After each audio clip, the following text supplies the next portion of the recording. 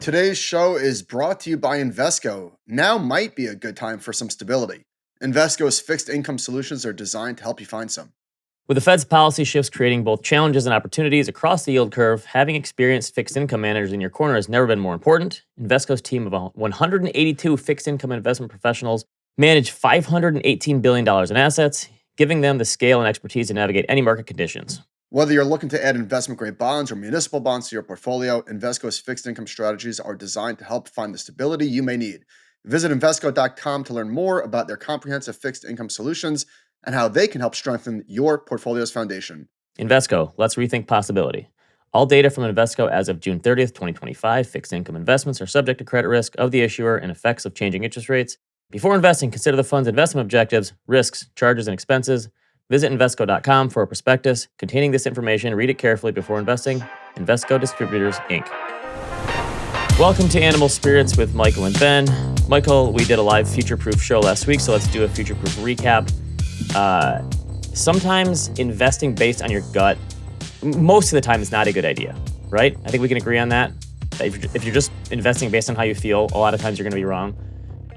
Going into future proof last week, there was a time, I'd say it was like a half-hour period, where you and I kind of thought like, oh no, what if this thing in year 4 loses its luster? No. There was no oh no.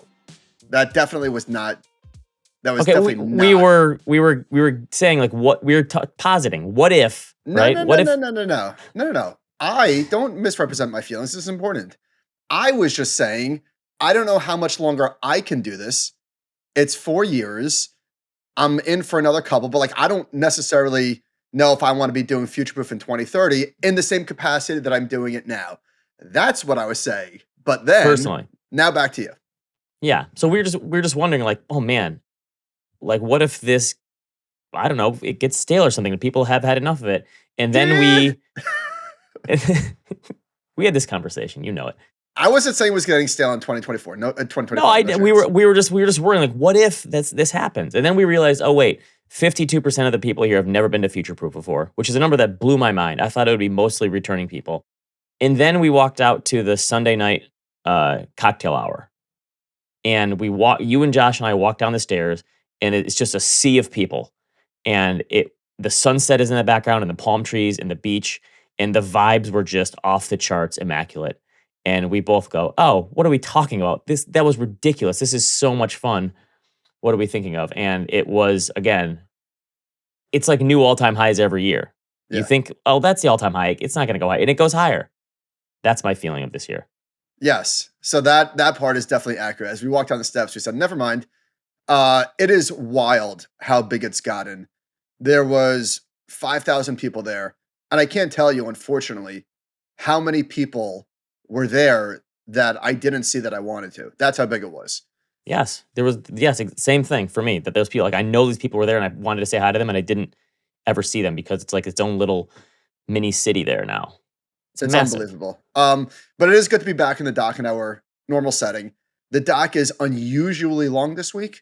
Well, we had 2 weeks between because we did kind of a retrospective show last week. It's 59 pages, so we're probably not going to get through everything, but let's do the best that we can. We'll see. A couple more future-proof things just to get. I want to say thank you to everyone. We had an Animal Spirits happy hour, which was a blast. The only thing that broke my heart was that the frozen drink machine got broken because it like tripped a breaker, and so we had non-frozen Miami Vices, which was what a you can't do that. So it finally, by the time the concerts rolled around, it finally froze. But there was two fails. There was two fails. The liquid Miami Vice. And also not being armed with the brown rum for the floaters. Yes. We had some, though. We got some, didn't we? Did we? Yeah, someone brought some. Yes. Okay, all right. Read your This Guy email of the week, because you mentioned this to me and I didn't see it. Okay. For those of you who missed last week's episode, you might be a bit lost here, but I implore you to go back and re-listen because this might become a thing on Animal Spirits. I did a bit on the difference between this guy and there he is. And actually the other day, Kobe like surprised me he like popped out of a window. I don't remember where we were. And somebody I was with laughed and I said, this guy. And I didn't even mean to. I this guyed my own son. All right. Kobe is a this guy. He's also a there he is. He's both. But anyway, all right. So this guy of the week email. This came in a couple of days before Future Proof.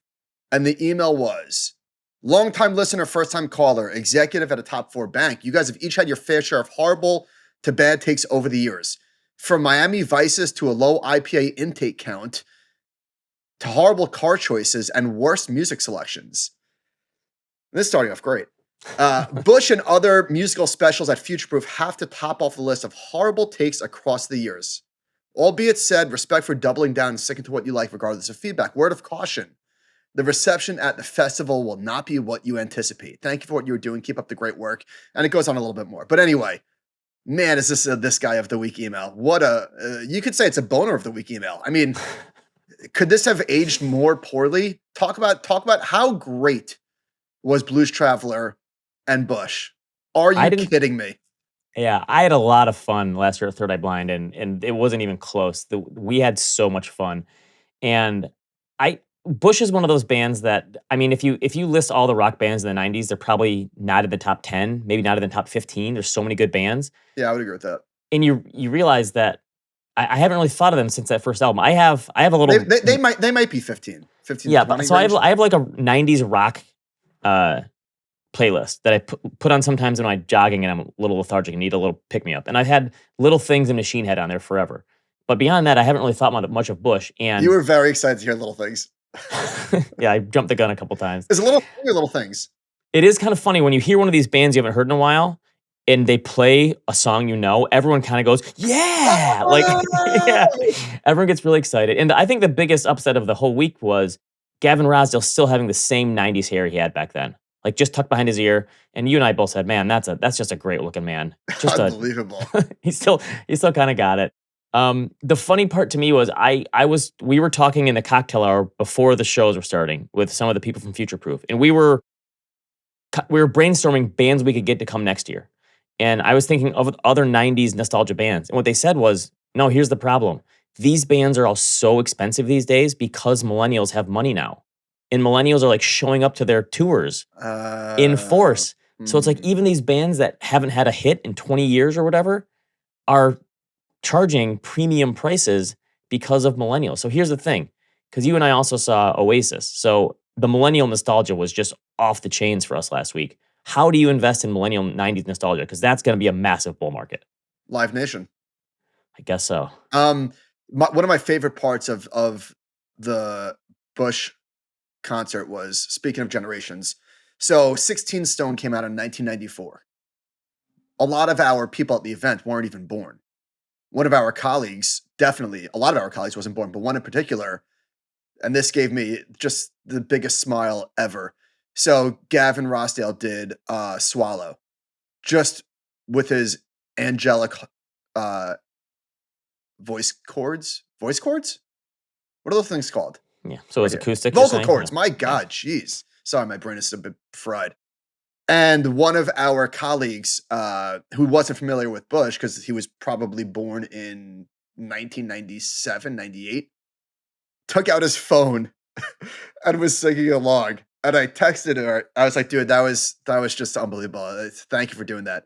And he said, couldn't let you guys have all the fun. It was like a full moon in the background, and it was just. I have you awesome. On video. Look at the moon. Yes. So we enjoyed ourselves. This is a great email that came in that you responded to. Recently on Animal Spirits, you guys discussed why the young generation isn't partying like we used to. Why is Burning Man just filled with a bunch of aging millennials? I don't get it. Why are they living for the moment? Why aren't they drinking themselves into oblivion and hooking up with as many people as possible? I listened to you guys discuss this, looking fondly back to those days yourselves, saying that they're going to regret not partying more. And I have to ask, was it really all that good? The lack of purpose, the aimlessness, the sense of shame the next morning, the depression, the regrets and scars you'll carry the rest of your days. Was it really all that good? Or were we all just pretending it was because that's what everyone else said? I suspect the latter.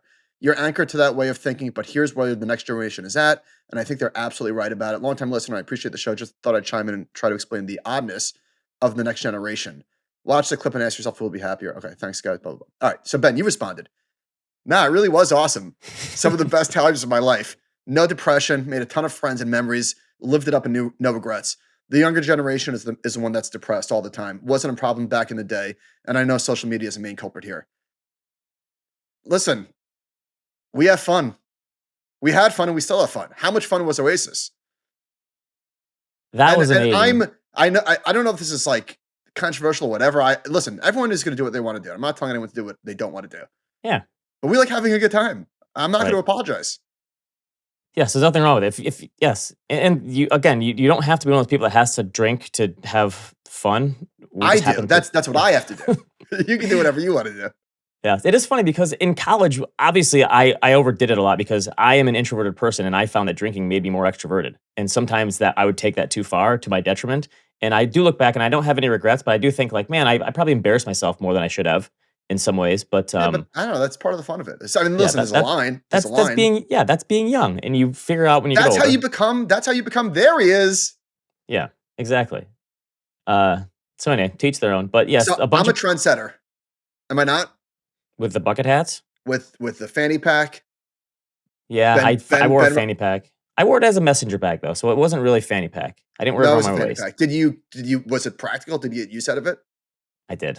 Are you going You're to wear it right. again? I had my charger. Yeah, I got a bright Nike one, and I got a lot of compliments on it too. So Okay, so fanny pack and bucket hats. it was your call to go see Oasis like 10 months ago, and they announced it happened to be the same weekend as Future Proof, and I thought like I liked Oasis. I had their first album.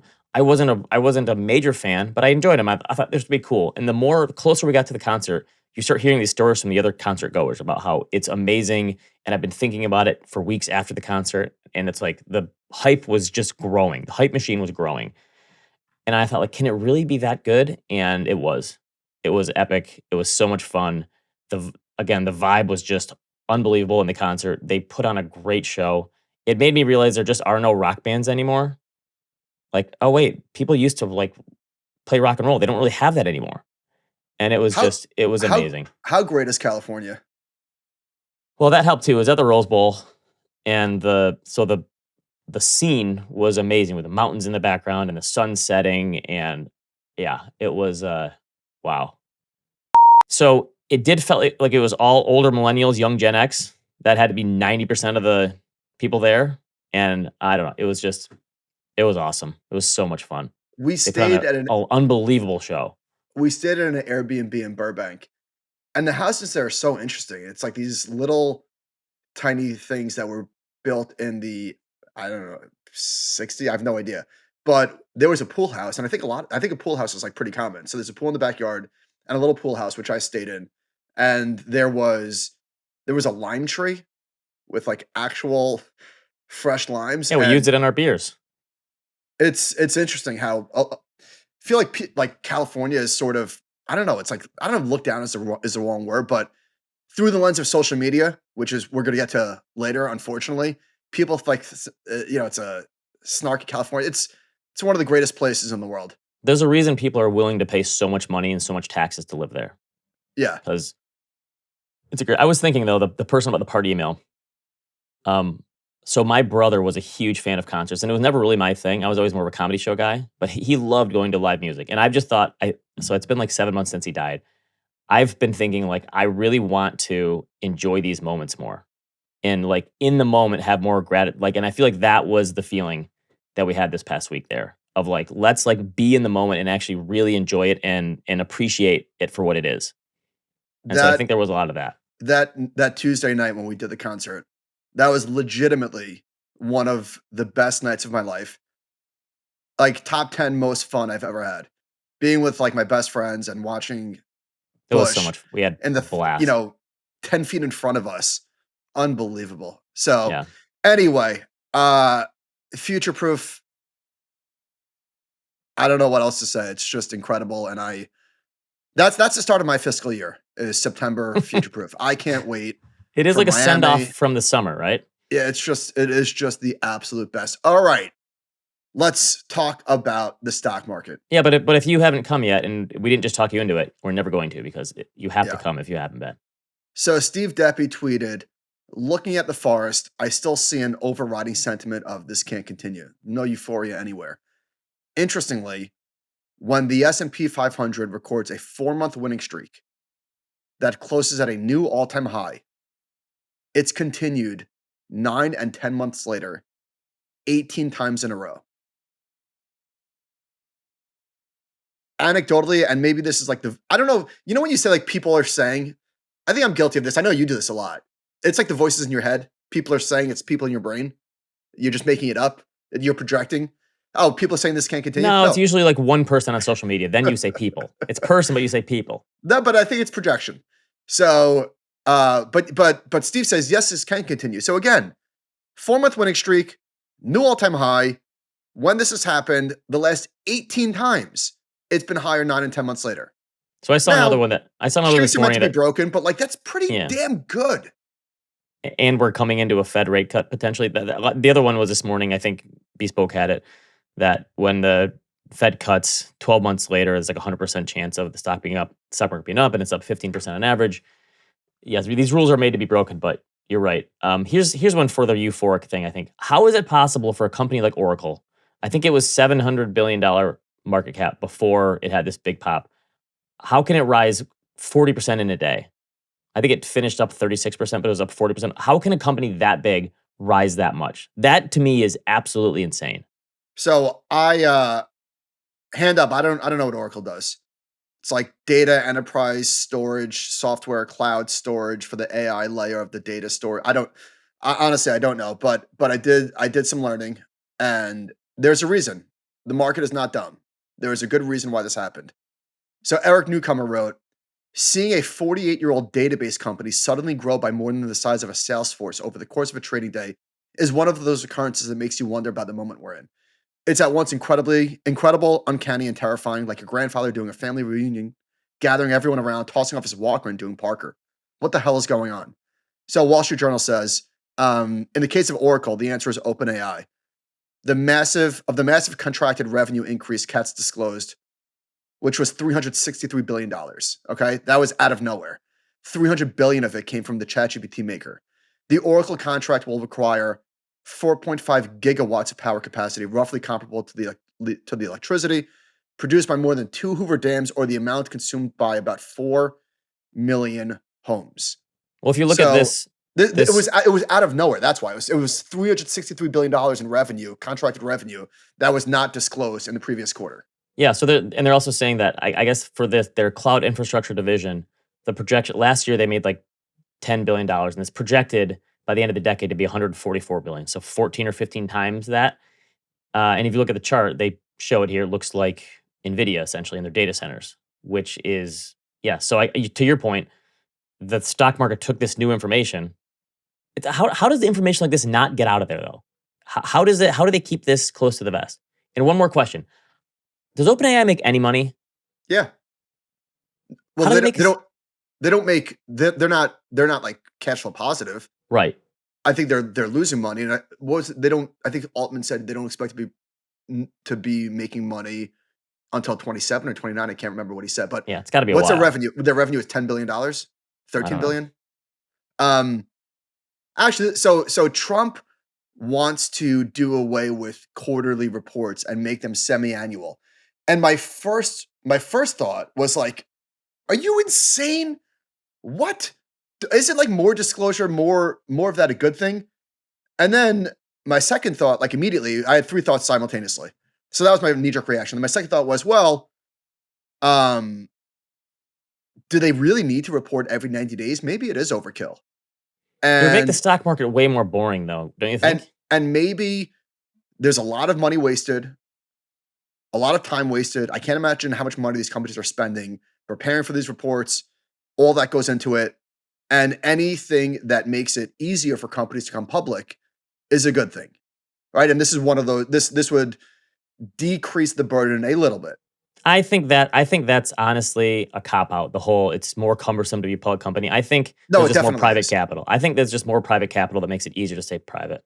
Because it's harder to go, because it's more annoying to go public. The two are not unrelated. It's the reason why there's so much private capital is because going public sucks. All right, and then my concluding thought was, nah. It was like the meme. No. We need because you know what? If we don't have reports and if we don't hear from the companies every 90 days, they're going to take advantage of their investors. Yeah, there's way more shenanigans going on. They're going to lie. And when I say that, I don't mean all of them, obviously, but investors, I think, will be harmed. And I was thinking about this because I just listened to a book, Apple in China, and in I can't remember what the year was, but Tim Cook got lambasted for not disclosing some of the problems in China, and there was like a class action lawsuit, I believe. And so, if Apple was playing games, imagine what the average company would do if they only had to talk to their investors twice a year. Yeah, I think it would hurt individual investors and it would help like hedge funds and it'd be like taking Reg FD off the table. I don't. It's not black or white. I have to think more about this, but it's not that crazy. I don't think I like it though. All right, one last thing. So, I don't know if I clipped this from the Journal or Eric Newcomer, so I apologize. But is there any chance we don't get a bubble? And let me read this clip. The OpenAI and Oracle contract, which starts in 2027, is a risky gamble for both companies. OpenAI is a money-losing startup that disclosed in June it was generating roughly $10 billion in annual revenue. Oh, there it is. Less than 1/5 of the $60 billion it will have to pay on average every year. Oracle is concentrating a large chunk of its future revenue to one customer and will likely have to take on debt to buy the AI chips needed to power the data centers. I would say 80% chance of a bubble. It has to be. I don't see how we get through this without some sort of at least mini bubble. Now let's define this. All right. I'm going to say in order for something to qualify for a bubble, that means that it has to get to levels through which in no scenario can they fulfill the promises that are being discounted into the price. And therefore, the bubble will pop and prices will fall 70%. So through that lens, what do you think? Do you still think 80%? Because that's pretty high, but that's what a bubble is. A bubble inflates to a large enough level so that it pops and falls a lot. 70% is a pretty high bar. I'd say 50% is pretty for a mini bubble. No. Well, but that's not a bubble. If the market can fall 50%, just not just because, but I would say to reach the record books of the dot-com mania, of the railroad of the 1930s, you got to fall 70% if you want to be considered in that category. Okay, and that's where a lot of the comparisons are coming from. All right, I'm on record saying that I don't think there's any way we could see the dot-com bubble just because these companies have make so much cash flow. Even if they get ahead of their skis and fall 40%. So yeah, there's also a big difference between a 50% fall and a 70% fall. It's not 20%. It's much bigger than that. So I would agree with you. All right, how about this? So Oracle, when they had their big day, that moved them to the 10th biggest company in the S&P 500. So you look at just the top 10 list. It's Oracle and above here from Bespoke. What sticks out to you out of this list of the top 10 names? Because there's something that stuck out to me right away, and I go, oh my gosh. Yeah, obviously. Go ahead. It's Warren Buffett. It's Warren Buffett and 9 tech stocks. I think this is honestly one of his crowning achievements. The fact that he survived the dot-com bubble and now is surviving whatever we're calling this AI thing. And I guess it seems like it's only a matter of time until, I don't know, Netflix comes up and it's all 10 tech. That feels like that's where we're going. Yeah. This thing ends when the top 10 is all tech stocks. And they come up with a new name for the top 10. And then it keeps going for another 5 years and we keep talking about it. When is it going to end? But don't you think that this is one of Buffett's most impressive things he's ever done? Mm-hmm. That he's kept up with these tech stocks and he's in there in the mix and he's $1 trillion company. It's unbelievable, I think. Who's going to be the first trillionaire? Larry Ellison became the richest man in the world the other day for a second. Yeah, you know what that's great for? Michigan football. Because his wife is a Michigan alum and they were big donors for the NIL fund for Michigan. So bullish Michigan football in the future because Larry Ellison's so rich. That's great for me. All those stories about how rich Larry Ellison is, send them all to me. I love it. That's great. Michigan's gonna have the best quarterback for the next 20 years. All right, this is a really interesting one to think about the dichotomy of AI bubble talk versus what's actually going on. So first is Google versus ChatGPT. This is the one that, like, there was all these conversations of Google's dead. There's no way. So I looked at Google since ChatGPT came on board in November of 2022. Google is outperforming the Qs and the S&P by a pretty wide margin. And a lot of the outperformances come recently, but Google essentially tracked the NASDAQ 100 throughout this whole time. Remember, it had that one initial fall that lasted for a week, maybe. And wait, what did? Google had a little bit of a downdraft because people said, "Oh no, Google." No, that was real. Right. This And is the so I bought that dip. I bought that dip because I didn't believe the story that ChatGPT was going to kill Google. Because I was using Gemini. It's like it's right in there. It's the first thing that comes up.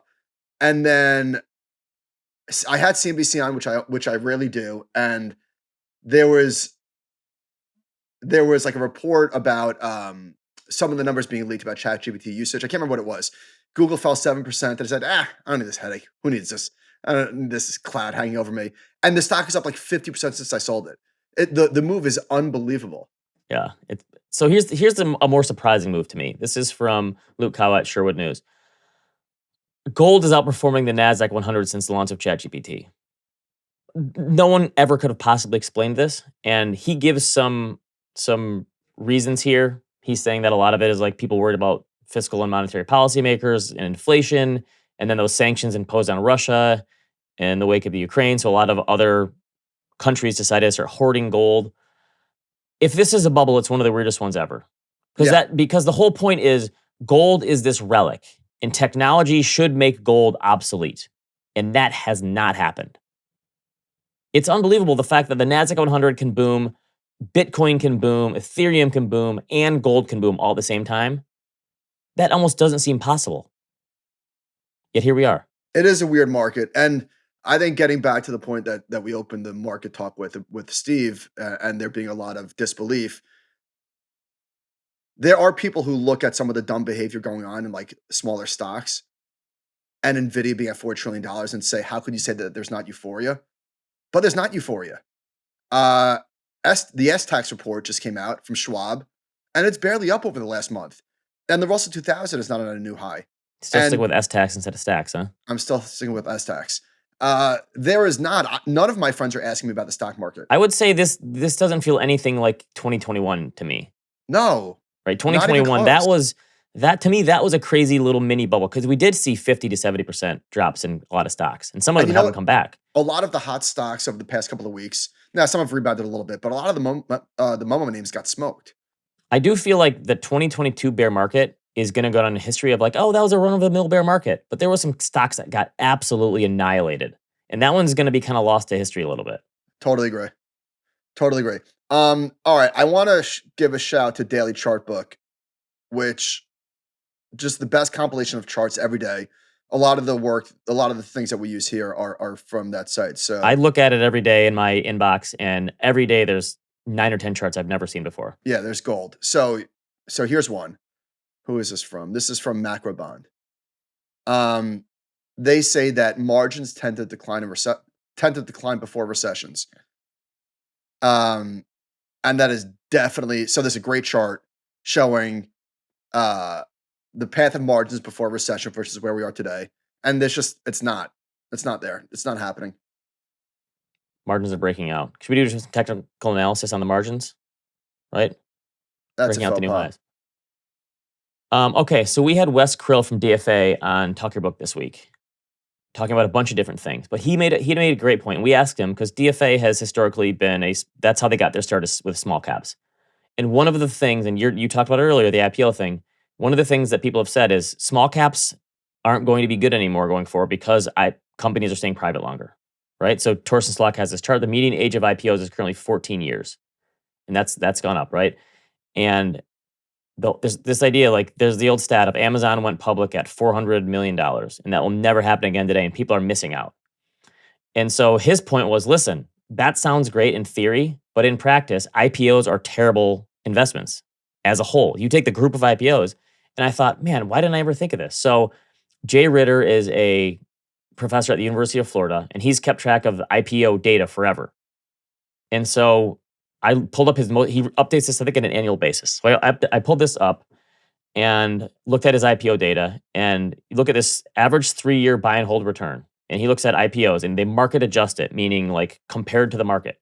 And look at, so from 1980 to 2023, the average IPO over a 3-year window underperformed by 20% annually against the market. It's a massive number. IPOs are terrible investments as a whole. And he looked at this next one, shows 3-year buy and hold return. He shows 60% of IPOs had a negative 3-year return from the first close. Almost 40% of them had a return of negative 50% from the first close. Now So you could say, listen, it's different in the last 5 years or something, or different in the last 10 maybe, but history shows actually you're not missing out that much by not getting in on all these private companies. What do you so think let me about that? well, I said this to you. I said, why are we so sure that successful IPOs are pulling up the Russell 2000? Right.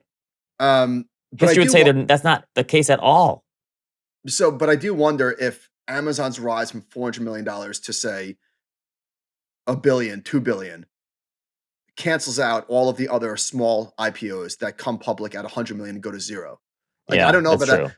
But then the other part is, all right, but these companies, they graduate out of the Russell 2000 very quickly, That's the thing. right? So let's say that Amazon leaves the Russell 2000, goes from 400 million to 2 billion. I'm making up the numbers, and then it's gone. And then all the other, and then it goes into the mid caps, and then it goes to the Yeah. 500. And so, yeah, I don't know that I buy the argument that it's a lack of IPOs that are causing the Russell 2000 to So underperform. Facebook went public at $100 billion, I think, roughly. It's up almost 2,000% since it went public in 2012, 2013, whatever it was. It's up 25% annually since it went public. It went way bigger than Amazon, right? And it's still done fantastically well. So I think that might be just a little bit of a misnomer. I got some new charts from Goldman Sachs. This is interesting. So they looked at the average allocation of 401k account balances. Now, this is not euphoria, but this is just risk taking. So how's that? There's no euphoria. There's definitely a larger appetite for risk. For sure. How's that? So participants in their 20s from 2013 to 2022 went from 76% in equities to 90%. All ages went from 66 to 71%. So people have definitely increased their allocation to equities in a pretty decent way. Well, you know what? Somebody shared with me a video that was on YouTube. Fidelity was, I think it was from Fidelity. They were interviewing people. What year was it? 1990. I can't remember if it was 94, 97. But either way, people's attitude about the stock market just seems so different than it is today. Yeah, well, look at this next chart. So this shows the average allocation to stocks, bonds, and cash. And for the 70s, 80s, and first part of the 90s, until probably the dot-com bubble, people had just as much money in bonds as they did in stocks, which is kind of crazy because if you think this is the baby boomers back in the day, and they were still relatively young.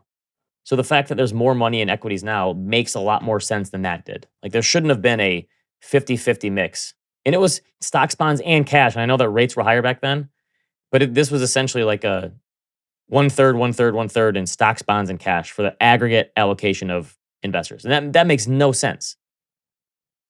It shouldn't, Where's it the, should where, be, equity should be way higher like it is today. yeah. This was interesting too. So they show the equities as a share of household assets in the US, Japan, UK, EU, and China. I think we looked at something like this before. But it's 50% or so for the US, 13% for Japan, 10% for UK and the EU, and 9% for China. So the fact that we've accepted risk, it hasn't quite been accepted around the globe yet. And I think that's actually a bullish case for stocks in the future. These countries are going to catch up to us. I had a Yeah. conversation with someone at Future Proof saying like, listen, the advisors in Canada are a couple years behind you guys. The advisors in Europe are like 5 years behind you guys in terms of the US. I think And saying Australia like, is the closest. it's coming. This stuff is coming. All right. So we get this question a lot. Like, why doesn't the stock market care about the labor market? And how is it possible that corporate profits keep rising faster than GDP? I'd never seen this chart before, but somebody who is this from Wells Fargo.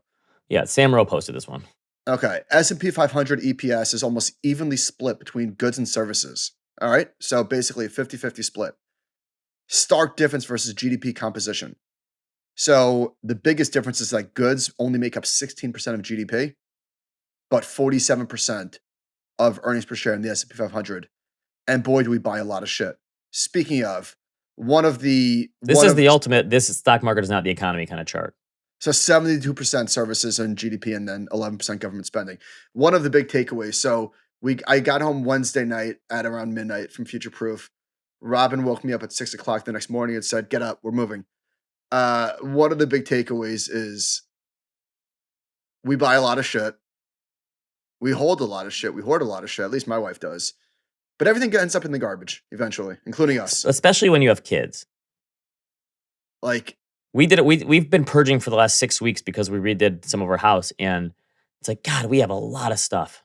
But this is why moving is so good for economic activity. Why we need the housing market as like a hedge, because when people start moving, they throw stuff away and they buy new stuff. well, Like, you that's spend a lot of money moving. bingo.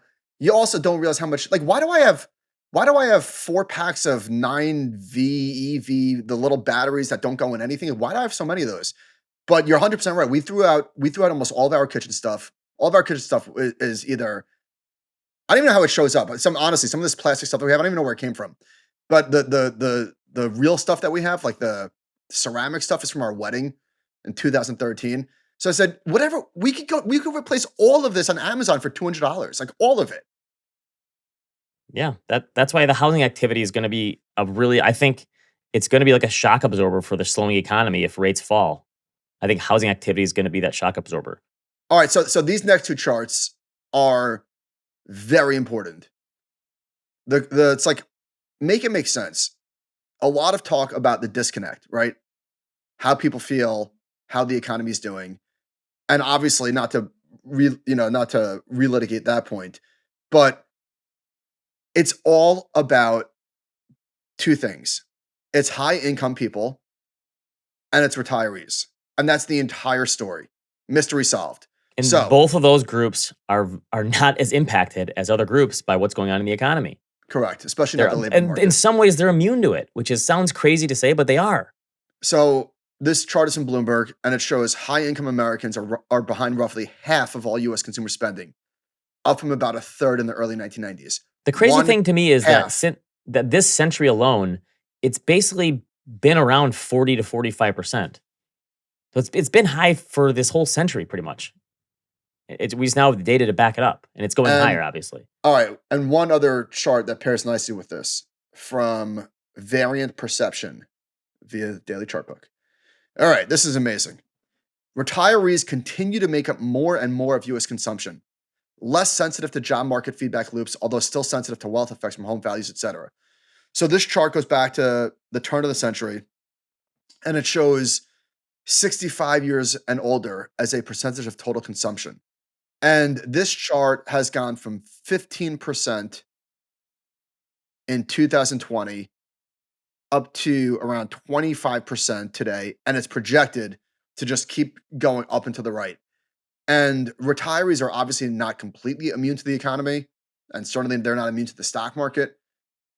But like the labor market, assuming that the labor market isn't crashing because the economy is crashing, they just keep spending. So that's why you can see job openings go down, job hiring go down, and spending continue to march along. We got retail sales today, and it's more the same. Just think about boomers, how they're the wealthiest generation ever, tons of equity in their home, their houses are mostly paid off, stock portfolios that are way bigger than they ever could have hoped in the 2010s. You're right, what's going to slow them down from continuing to travel and spend their money? It would have to be a recession. But the chicken and the egg problem here is like they need to slow their spending for there to be a recession, you'd think. All right, I want to zag a little on the labor market here. This is not me actually believing that the labor market is still strong, but I just want to Ryan Russillo this and say, like, I'm actually more impressed with the job market than people think. Okay, can I do that? Are we sure the job market's actually slowing? I mean, all right. So there's obvious retorts here, but look at this. I just want to play this out. Okay. Labor force participation rate, prime age, which is 25 to 54. So this takes away the boomers that are retiring, is as high as it's been in the last 20 years, almost 84%. Way higher than it was in the 2010s, but it was falling then. Now it's been rising. People keep saying the U.S. unemployment rate for ages 16 to 24 is like this crisis right now because it's over 10%. But if you look historically, the average is almost 12%. It's below average still. Now, every time this has ticked up in the past, it's kind of led to recession, but not this time. 10% unemployment rate for 16 to 22 is not out of the ordinary. Ben, every time this goes up, at least there's a recession. But it's just funny to me that people think 16 to 24 having a high unemployment rate is a terrible thing. Like, of course it is. That it's much harder to get a job, and you're in and out of the labor. I don't know. It doesn't seem to be. And finally, wage growth is still above 4%. It was never that high in the 2010s. Not once. It's falling, but it's still pretty high. Look at this from Torsten Slok. Layoffs and discharge rate. Still way, way lower than anything we saw in the 2010s. Yes. So I think, how about this? You can't make the claim that the labor market is strong, obviously. It's weakening. But I'd say some combination of AI, immigration, the crackdown there, and baby boomers retiring is going to make it really hard to understand what exactly is going on in the underlying labor market. I think all those forces coming together at once is going to make it really weird for a while. Yeah. I would agree with you. And this from ZipRecruiter CEO blew my face a little bit. I got this from the transcript, which also shout out to them, just do phenomenal work every week. All right. What we've just witnessed was an unprecedented downturn in the labor market that lasted for 32 months straight. For 32 months in a row, there was less hiring each month than the previous month. To put that in context for you guys, if you go back to the 2008 financial crisis, that downturn in hiring lasted 22 months. So this is rare. However, finally, for the last 2 quarters, we have started to see stabilization. All right, so this was a face blower, but also context is required. I think there's a lot of overhiring coming out of the pandemic. Yeah, doesn't this just mean in 2021 there was a ton of hiring? Yeah, but nevertheless, it still is surprising. Like that's a pretty Yeah. wild stat. 32 straight months. Remember when people were worried about GDP now crashing? That was Yeah. It's back above 3%. Right? The stock market or the GDP estimates are not worried about the labor market not yet. yet. Okay, good one from, I want to talk about wages real quick here. Good one from, this was from Fortune. It's kind of going around social media a little bit. Americans think you should land your dream job by 29, buy your first home at 30, and earn 6 figures by 35, but they're in for a reality check. So they kind of fact check some of this. So they said, this is interesting. Research shows that the average person changes job 12 times in their lifetime between 18 and 56. The average age of a first-time home buyer is now 38 years old, which is kind of depressing. And I don't know what the breakdown of this, but they say only 18% of individuals earn more than $100,000. So just saying that, like, these, and this was probably a survey or something. The survey found that people need $500,000 or more to feel comfortable, but only People one in a need. need if they want to feel comfortable, but only 0.8% of all positions, according to ADP, make $500,000 or more. I mean, this is Obviously, American exceptionalism. We're so yes. ambitious and delusional that we all think we can be rich.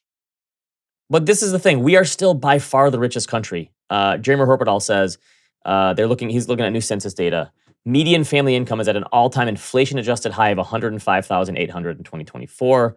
He has another one that shows 1/3 of American families now have over $150,000 of income, the first time in history, and this is adjusted for inflation. And this chart always gets me because the middle class is shrinking, but it's because the upper class is rising. And it's people moving because the lower class has gone down too. People are moving up in the world. Huh. Yeah, And that's a good one. this is great. This is another one. So on top of this, Tom Harwood says 34% of American families make more than $150,000. By comparison, just 2 to 3% of British households earn more than that. Yeah, but you know what? Not a yeah, but.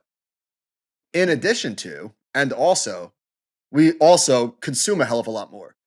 So relatively speaking, the average American definitely probably doesn't feel richer because they're spending so much of it. Probably, but people are spending a lot more overseas as well, and they're not making as much money as we are. So All right. do you think that this job opening thing matters? Because I No. remember when there was so many job openings, and I think Josh was the one who said, like, or someone on TCAF said, most of these job openings are probably fake anyway because people are trying to hoard Yeah. employees right now. So there's been a lot of charts going around that show that there are more unemployed people than there are job openings. And then it starts in 2020, right? So like this has never happened before. Wrong. A chart can make this. If you zoom out, this is almost always the case. It is a post-pandemic phenomenon where there was more job openings. And to your point, Ben, who even knows if they were real? Yeah, that was the abnormal situation, right? Yeah. But So I did. Sorry to cut you off. I didn't realize that it's been so much of a spread for so long before. I didn't see it go back this far before. Yeah. The rest of the century was always more unemployed people than job openings. Which kind of makes sense, right? Yeah, right. It shouldn't. Yeah, there shouldn't just be a job waiting for. Probably not going to be a job waiting for everyone Right. all the time. So labor obviously had the upper hand from post-pandemic to, I don't know, a year ago, 2 years ago. Remember job switchers, that chart? Best Yeah. way to get a raise was to switch jobs. Not anymore. Sherwin-Williams suspends 401k matching amid weak sales. Not great, especially considering that the numbers that they've done, net income wise, Didn't you buy this stock at one stock-wise. point? Yeah, I sold it yesterday. Funny you should ask. Okay. I sold it yesterday because this just feels, I don't want to be associated with a company that does this. Well, to me, this is just a housing story, right? This is you're selling in solidarity with the people who are having the 401k. I mean, I don't need to own the stock. You know what I mean? Like I rolled it into Home Depot. It's just, I'm trying to get housing. Yeah, this exposure. is the housing related thing to me because it makes sense that there wouldn't be as many people painting houses. Like if you move a house, first thing you do when you come in, I'll paint all the walls. No, but my point is, like, how shitty is this? And it's just another example of where we are in the labor market. Yeah, you're right. That there's got to be a million other things they could cut before a 401k match. I agree. That's a really crappy thing to do. Okay, so, and this is a point that I've been making and I will continue to hammer, maybe even more vociferously, if I use that word right. Listen to the companies, not the headlines, not the tweets, not the newspapers. Listen to what the companies are saying. Companies tell you the truth. They have no reason to lie. If they lie, the market punishes them, okay? The market keeps them honest and quarterly reports keep them honest. So, in thinking about the consumer, I'm going to read a couple of quotes from the transcript. And it's not to say that everything is hunky-dory, because obviously there's pockets of weakness, obviously. But my God, is it not as bad as it seems? Capital One. So as I've been saying for a long time that I still very much feel that the consumer is an anchor of strength, I think, in our current economy. There are a number of indicators that continue to be very strong. Consumer debt burden is very comparable to pre-pandemic levels and historically at a relatively modest place. Macy's, the consumer has been resilient. We are pleased with second quarter results and momentum has continued third quarter to date. Walmart, Sam's Club.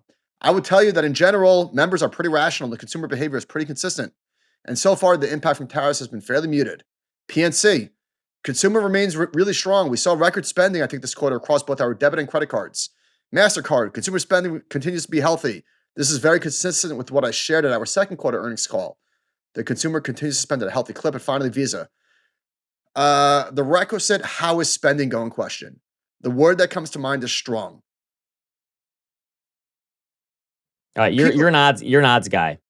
If I had to place odds on there will be a recession by the end of this decade, right? So 4 more years or whatever. What would your odds be on yes? There will be a recession in the next 4 years. I would say better than 50-50. Let's say 60%. That sounds about right. I don't want to pound the table, but it's been a while. And could we by the end of the decade, could we be getting some of the AI fairy dust wearing That off would a have to little be bit? the thing. I'm just starting to come around to the idea. Hold on. No, it wouldn't. Because recessions happen out of nowhere all the time. Who knows what's going to happen? Well, yeah, true. Well, all the time? There haven't been that many recessions. There's been 3 recessions this century alone. Right. And one of them was caused by a pandemic. I'm just saying it wouldn't shock me if there really wasn't a recession by the end of this decade. Oh, it definitely wouldn't shock me either. Hence I mean, the AI stuff is obviously that would be the easiest one. Like, okay, of course that led to a recession.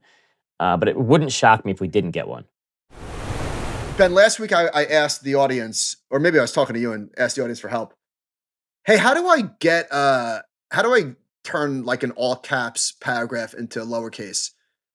And we got a few emails, and then it hit me. There's no excuse for asking questions anymore. Like, hey, you know when your friend asks you a question and it's just like you want to send them like just Google it. Now more than ever. And I had to remind myself that because why did I ask you in the audience? I put into ChatGPT. I said, I've been writing on all caps for a whole page. How do I fix this? Boom, 2 seconds. So we are still, for as much as we talk about AI, It's the 0th inning. The game hasn't even started yet. Because I use it and I'm still not using it.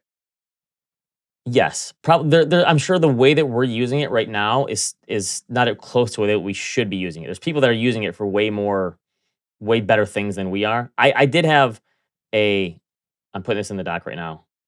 I had a half-hour battle with ChatGPT yesterday. I was trying to get it to make me a little infographic. I wrote a post about the 10 things I've learned in wealth management in the last 10 years. And I put it in here.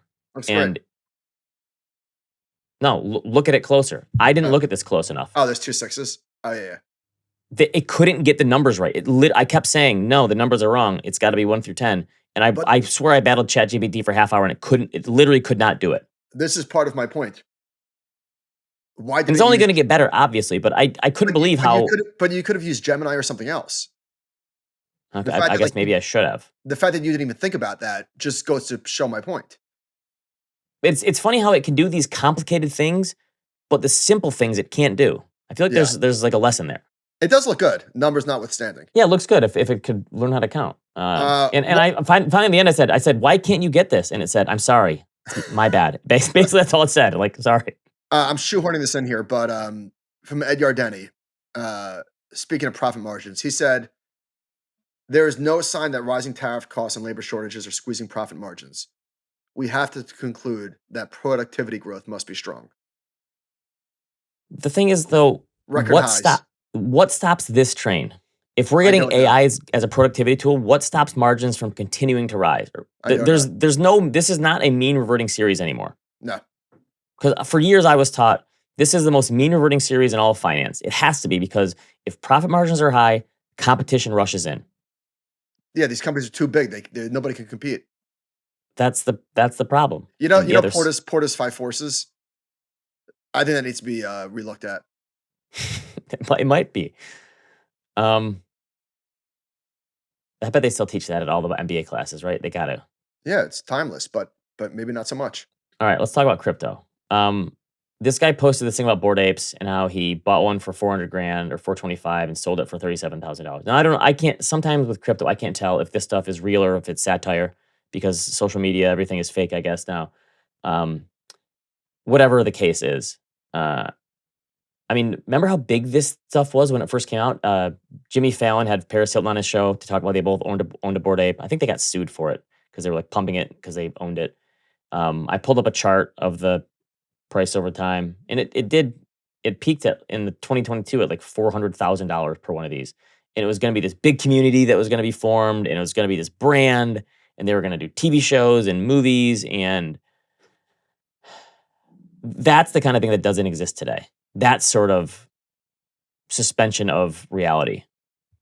Oh, doorbell. 1 second. Be right back. That was National Grid, which is a local utility company. And so we moved in on Thursday. And I called the plumber because I'm like, hot water's not working. And he looks at it and whatever, he goes, hey, is your gas on? I'm like, yeah, why wouldn't it be? He goes, call National Grid. So I called them and my gas wasn't on. So I'm like, wait, I have an account number. My wife said that she called you guys. And they said, yeah, she did, but you didn't set up a service appointment. I said, hang on. Why would you let your customer set up a new account and not make an appointment? So she said, sir, we sent you an email that we were going to be contacting you. I don't even know what she said. I'm like, but wait. So I'm like, Robin, give me your phone. The email says that nothing else needs to be done. You will be contacted in 48 hours. We were never contacted. How is this? I have kids. I need warm water. So for the last 6 days, it's a good thing we didn't close on our house that we sold, because we've been going back and forth, having them shower and do laundry at the old house.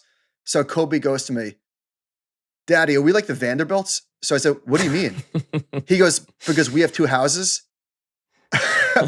And I said, Yeah, no, not exactly. Not Wait, were exactly you like the making him Vanderbilt. listen to the Vanderbilt book with you? No, I should have.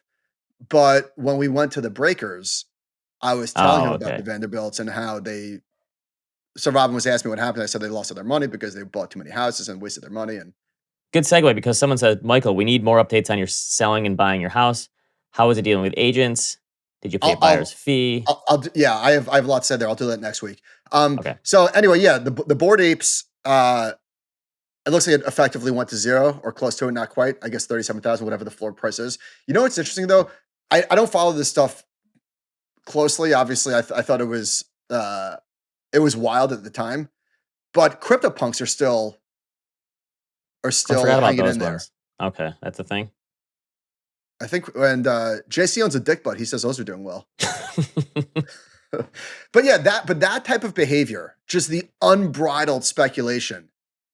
Now listen, people, we were home, right? Like Yeah. that sort of thing is not in the market anymore. All right.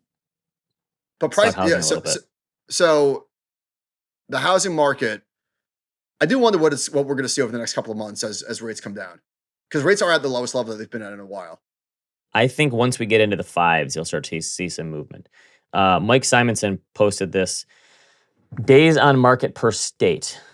And this is interesting. So it's way high in the southeast. Florida is high, Alabama, Mississippi, Louisiana.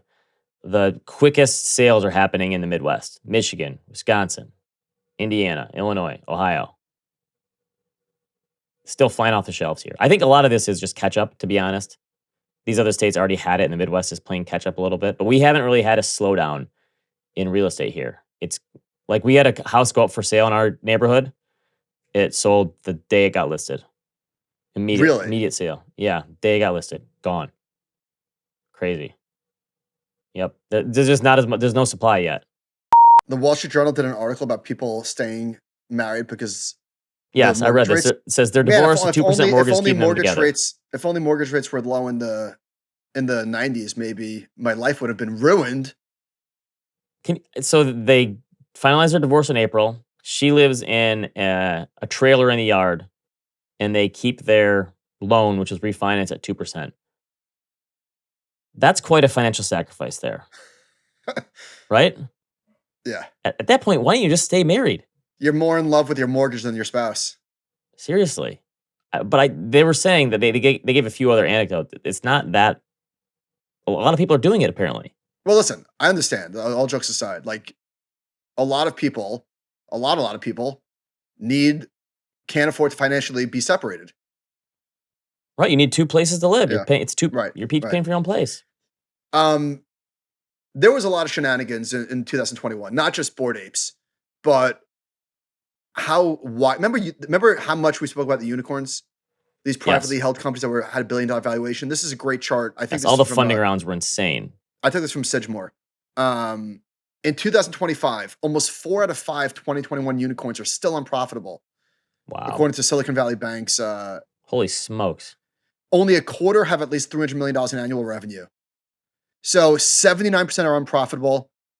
75% have less than $300 million in revenue, and 28% are not even growing year over year. So these companies are not going public because of reporting restrictions and stuff. They got thrown way too much private money. And so you don't call these zombie companies or anything, but they have such a long runway because they got so much money. Valuations were completely insane. So this was a bubble. Yes. Right? Yes. Like a lot of these companies are down 70%. All right. Speaking of private markets, so Torsten Slok, who obviously does a lot of great work. Listen, I'm not mad. He works for Apollo. Okay. So they're talking their book. We talk our book. I get it. But this irked me a little bit. He wrote no alpha left in public markets. And I'm thinking, no alpha? What? The S&P is up 15%. Who cares about alpha? Who needs to outperform when the index is up 15% a year? He said there are fewer public companies to invest in and firms that decide to do an IPO. I mean, we've heard this before. Combined with the domination of passive investing, failure of active managers, and high concentration in public markets, and high concentration in a few stocks, the reality is that there's no alpha left in public markets, implying that the alpha is in private markets. Maybe that's true, but it just struck me as a little bit, come on. Yeah, I would say that the alpha in private markets has shrunk considerably as well. Yeah. It was there in the 80s and 90s, and not much Right. there anymore. Right. The other thing is like the the active mutual funds and ETFs aren't outperforming. They're still underperforming, but individuals I think are outperforming more than they ever have been because they Yeah. just bought You the know tech what? stocks. I've been following Stras's work and the whole group at All Star Charts, and they're one of a million examples of incredible quality research for individual investors. And It didn't exist in the past. that just you didn't have access to stuff like that. Now, obviously, it's on you to execute and blah blah blah blah blah. But like, there's a lot of truth in the fact that Joes are smoking pros. Remember Joes Yes. versus Pros? That was on Oh an yeah. MTV show. Or what was Yeah. that on? Great I think it show. was on ESPN. No, was it? No? Okay, maybe. All right. I've got a new theory for you. Go ahead. I can't back this up with numbers. I'm just basing it on anecdotes and vibes. I think we've never had wealth inequality this great among young people, and this is one of the reasons that a lot of them are so unhappy. So I get the emails all the time from people who are in their 20s and early 30s and talking about how rich they are because of stock options. I put one in here. This is from Ask the Compound. This guy and his wife are 27, and they have a 21 houses they own worth $4.5 million. And so stuff about stock options and getting rich on crypto. And I think that you did not hear stories like this in the 2010s, like about people No, in their 20s getting no, wealthy. There nope, literally wasn't one story like this about nope. someone in their 20s getting obscenely wealthy. And now there are Well, hold stories on. about it I had all the time. I had $37 in my Mass Mutual pension. Okay. Plus you're shorting the S&P, so that had help. But But you're right. Then this was not a thing. so I think wealth inequality and the ability to see people get rich on stock options and crypto, and I bought this stock and it went to the moon. I bought Nvidia or Tesla or whatever, and I got in at the right time. I think wealth inequality among young people is probably as great as it's ever been. Yes.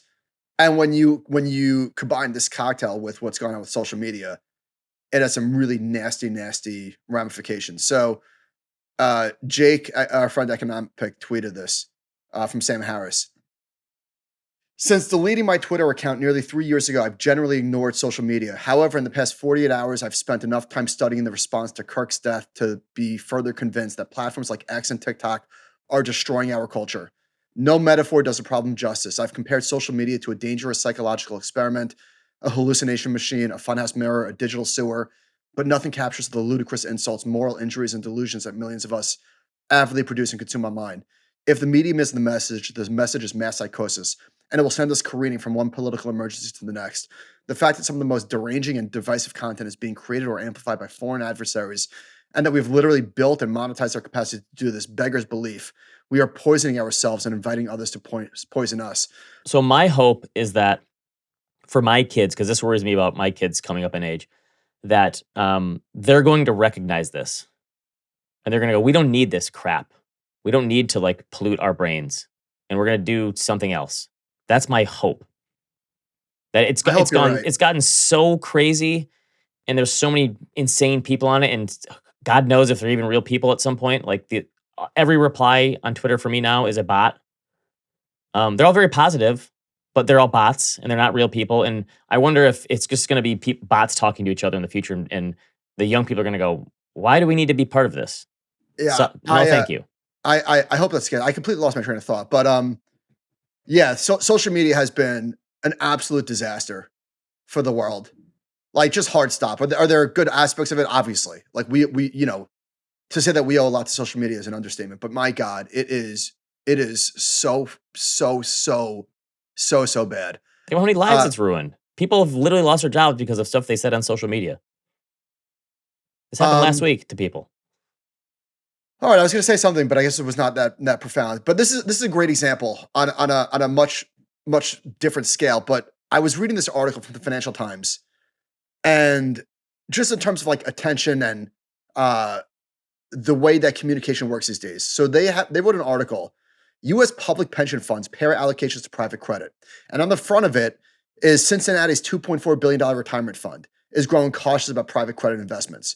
All right, so they go through this whole article about private credit and how dangerous it is and loose covenants. And they literally end it with this.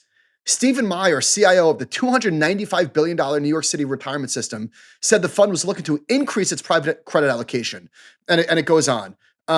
We have completely committed to private credit, he said. This article is backward. It should have said, U.S. public pension funds are completely committed to private credit, and then ended with, however, not all are convinced. Okay? It leads with the $2.4 billion fund from Cincinnati, and it ends with the $295 billion fund in New York City, which is completely the opposite of what it should say. And this is exactly what is so f***ed up with media and social media and attention and rewards and monetization.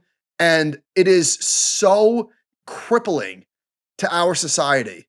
And of course, we all feel very powerless and hopeless and down and sad. And it is just really, really, really terrible and scary. And I don't know how any of this gets policed or regulated. There's no incentive to regulate it. Elon Musk is obviously the most powerful man in the world. It's just horrendous. Horrendous, ripping our society apart.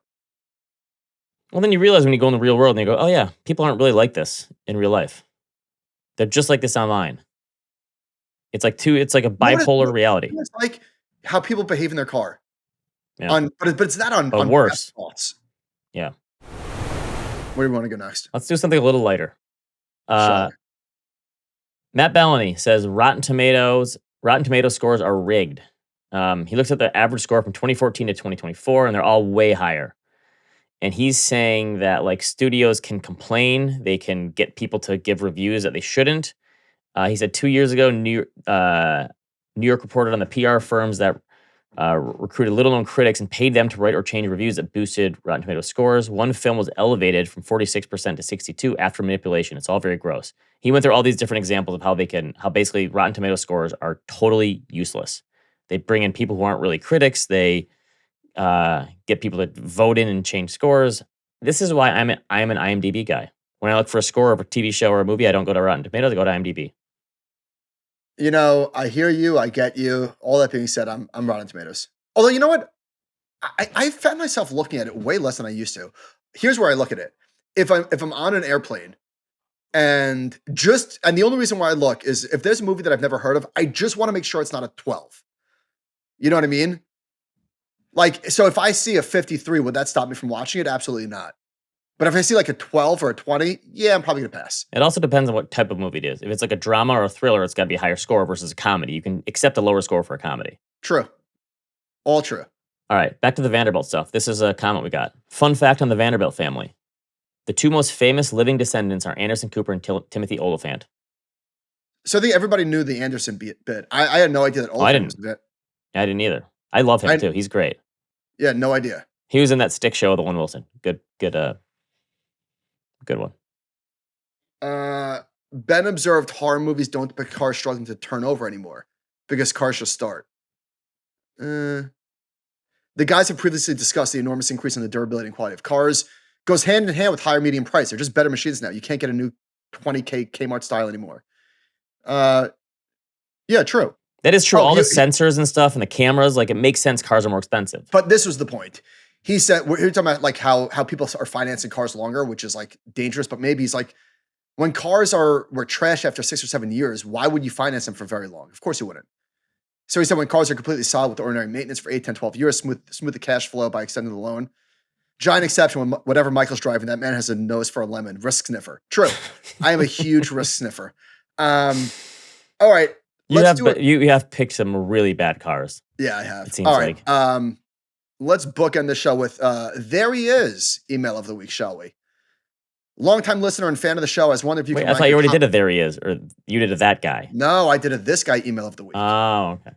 This is a there he is email. You're really trying to make this a thing. Longtime listener and fan of the show. I was wondering if you could rank your top 3 to 5 things you yell when watching football in the fall, especially when the Giants. You know how depressing the Giants are? I didn't even watch week 2. I mean, granted, I was moving and stuff, but I don't think I've ever not watched week 2. I don't care. All right, so this is his Midwest fan version. You got to get rid of it. What are you guys doing? Jeez. This is very Midwest. Wow.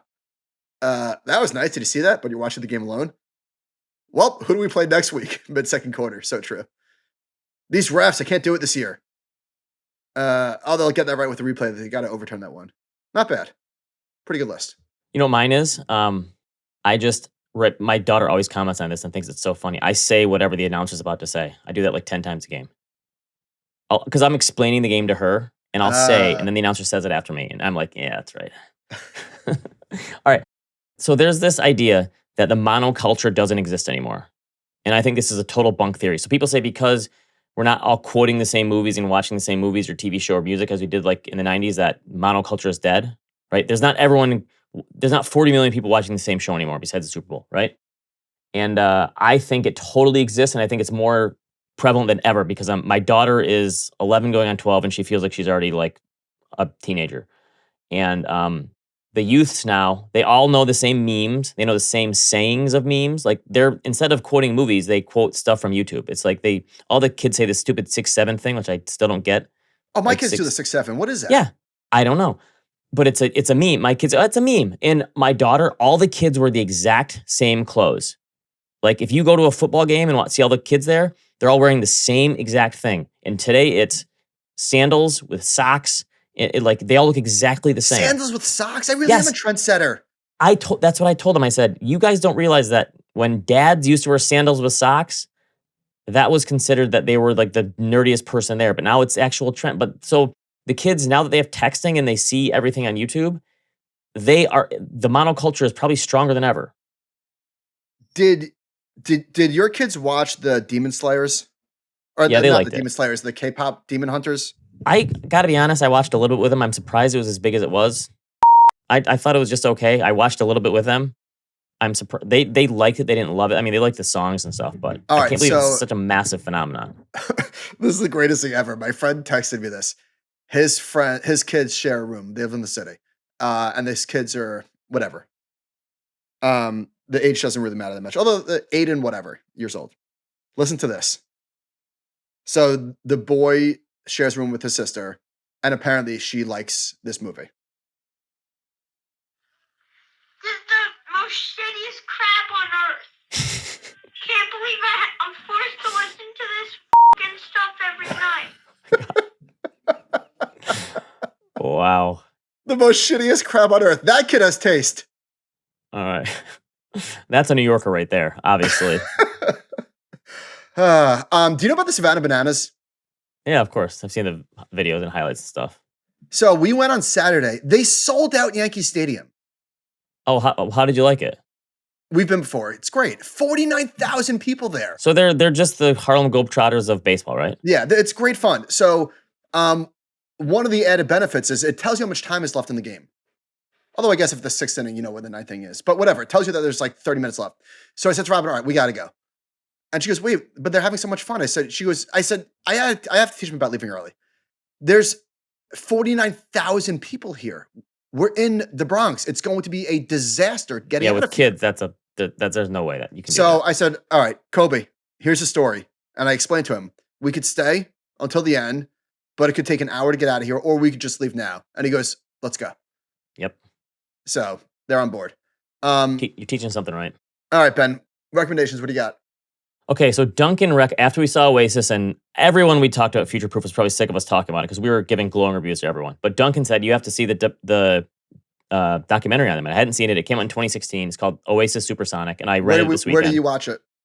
I had to rent it on Amazon, $3.99 or whatever. It wasn't on any streaming services, and it was fantastic. It's just they decided like we are going to be the epitome of a rock and roll band, and we're going to drink and we're going to do drugs and we're going to mess stuff up. There was just some excellent stories, like the first ever overseas show they did. They took a casino ferry to Amsterdam, and I guess they just got really drunk and they were messing up the casino and throwing chips everywhere. And Liam's like, "Yeah, we're rock and roll stars. That's what we do." So they never made it to the concert.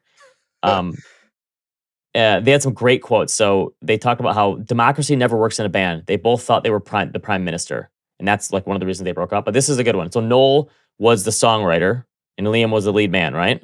Which you could see at the show. Liam was the lead. So they talked about how like why their relationship got sour over the years. And Noel said, Liam was always, this is like a total personal finance thing, I think. Liam was always cooler than me. He had a better walk and clothes looked better on him. And he was taller and he had a better haircut and he was funnier. Did you see him wearing the sombrero in Mexico City? So Liam clearly would have liked to have my talent as a songwriter. And there's not a day that goes by where I don't wish I could rock a Parker like that man. And he did at the show. He looked excellent in his parka. But he's saying, listen, I was jealous of everything Liam had, and he was jealous of my songwriting. It's like you can never have it all. I thought that was a really good. Anyway, the doc is really well done. They talked about how Noel left the tour because he met a girl and he said, I need a break from the tour. I can't stand all these shenanigans Liam's doing. They were doing, lots of drugs and just being crazy. He said, I met this girl in San Francisco after a concert and I went to go stay a weekend with her. I don't remember her name. I don't remember what she looked like. But after staying with her and talking with her about the band, I wrote a song. It was called Talk Tonight, which they played at the show. And just like stories like that. There's excellent stories. Really good. All right, one more. Did you watch Task It on HBO? Yeah. Okay, so I watched the first 2 episodes, and I'm totally in. It's the guy who wrote Mayor of Easttown, and it's like 2 or 3 different shows in one, and there's drug heists, and there's a biker gang, and there's FBI agents, and the guy who plays Laura Linney's brother in Ozark is so good as the lovable, he's going to mess up, but you still really like him. Oh, yeah, it's the same type of role. You're right. He's so good at that. And so I'm really in on this show. I really like it. Yeah. You in? Oh, I'm in. I'm all in. Okay. Did you watch speaking of crazy drugs, did you watch the Sheen doc? Not yet. I don't know. Remember how crazy that was in real time? Yeah. Like the whole winning thing when he did that interview? Mm-hmm. And it was just like watching the most famous person in the world lose their mind. I don't know if I can watch that kind of train wreck. I don't know if I'm going to watch that one. Okay. All right. So Apple in China. Phenomenal book. This stat seemed fake. Is this one you listened to? Yeah, I had to look this up. Apple has gained. Remember when Steve Jobs died, and there was obviously a lot of question about the future of Apple. Who the hell? I bought the stock the day after Steve Jobs died, and I can't believe I sold it like 5 years later. Why'd you buy it? I thought like this is way overdone. Like it's still a great. I think I was just like betting on the iPhone, and I held it for like 5 years, but I sold it in like 2016. Huh. So there's so much good stuff in that book. Listening to the story of how Apple did what they did. There's so much revisionist history when looking at a line on the chart, right? Like you look back 15 years of Apple, it's like up and to the right. No, it wasn't. There was so much in there. So many things had to go right. It's a miracle that they did what they did. But here's the stat that I thought was fake. Apple has gained $600 million a day in market cap for 365 days in the year since 2011. Jeez. $600 million a day. Wow. One of the things that's remarkable about Apple, I had a chart can make this chart. I also listened to The 90s by Chuck Klosterman. You read that book, right? Very good. So they spoke a lot about how much like the first VHS cost. I think Top Gun was like $90 inflation adjusted. How technology is the most deflationary force. By the way, somebody sent me an email about how not a hot take, but like Michael is right about when you're in a new place, walking around, listening to whatever. So I was walking around Burbank, went to the Warner Brothers Water Tower studio, listening to the 90s. What a vibe. Love California. Anyway, the iPhone is the biggest technological force that goes against the grain. Their prices keep going up. Look at this chart. They were way underpriced at the beginning to get people hooked. But the price of the iPhone will never go down. So all these stories about how Galloway was like calling Apple a status symbol and like blew us away. It was like, oh my God, what an insight. But it really was. There was people in China that were selling there was one guy that sold his kidney for an iPhone. There's one guy. Weren't they also getting subsidized by the phone companies at first too, though? Yeah. Well, was that at first? I don't remember. One person, a guy in China, took out a 30% loan. I'm sorry. Spent 30% of his annual income on an iPhone. He was a mailman. He said, because when I have an iPhone, I'm not a mailman anymore. So they couldn't calculate the demand. They were so, by every economic metric that you would look at, they were so wildly off. Anyway, phenomenal book. All right, we've gone way too long. Sorry, we had a lot to catch up on. And Daniel and John and everybody else who's involved in editing this. All right. One more thing, because it kind of ties it all nice and neat. So at the end of the Oasis doc, they talk about how they had this huge concert somewhere in the English countryside, and it was 250,000 people there. And they talked about how it felt like it was the last time before the internet age really hit. and how like it really was a different time. And I think Klosterman talks about that in his book too. Yes. And it really, there's no going back now, but listening to him talk about how great it was and how people could just be in the moment and not on their phones and not on social media posting about it. And people always say that like you're nostalgic for the past and it wasn't really that great. But no, the 90s really were that great. And people who say that like the 90s they just were better. They really were in a lot of ways. Yeah. Signed, middle-aged guy. Get off my lawn. All right, animal spirits at thecompoundnews.com. Thank you for listening. We will see you next week.